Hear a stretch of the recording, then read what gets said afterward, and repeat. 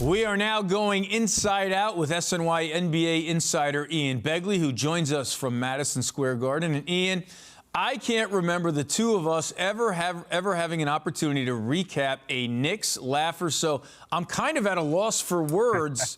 But what was the key to this offensive explosion? Jalen Brunson. I mean, he was unbelievable as a shot maker once again. And it was really garbage time for the last 3 quarters of this one, thanks to Brunson's shot making and also obviously Quentin Grimes and other Knicks really shooting the ball well from beyond the arc. This had the feel of one of those 2012, 2013 games where the Knicks hit a bunch of threes, blew a team out, and then in the locker room afterward, I mean, everybody's happy, everybody's joking around.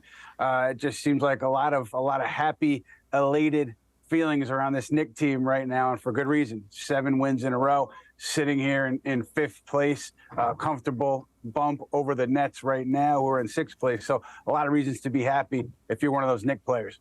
And the Knicks have already had substantial winning streaks this season, but Ian, why does this one feel different right now?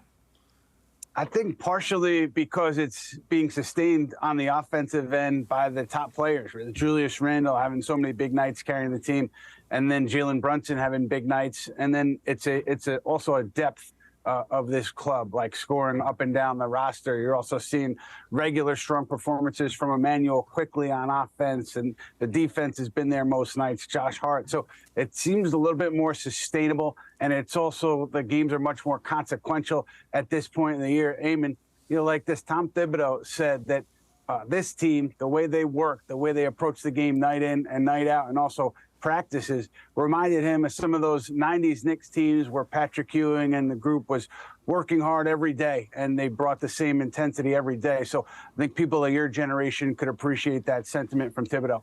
My generation? You calling me old, Ian? I don't know. I'm not really sure what you're saying there. But Tom Thibodeau also said afterward, hey, look, my guys are already on to Miami. So things are rolling now. Everyone's happy, but a tough test coming up with 2 road games against the Heat and then the Celtics. Ian, what do you think we'll learn about this Knicks team on this road trip?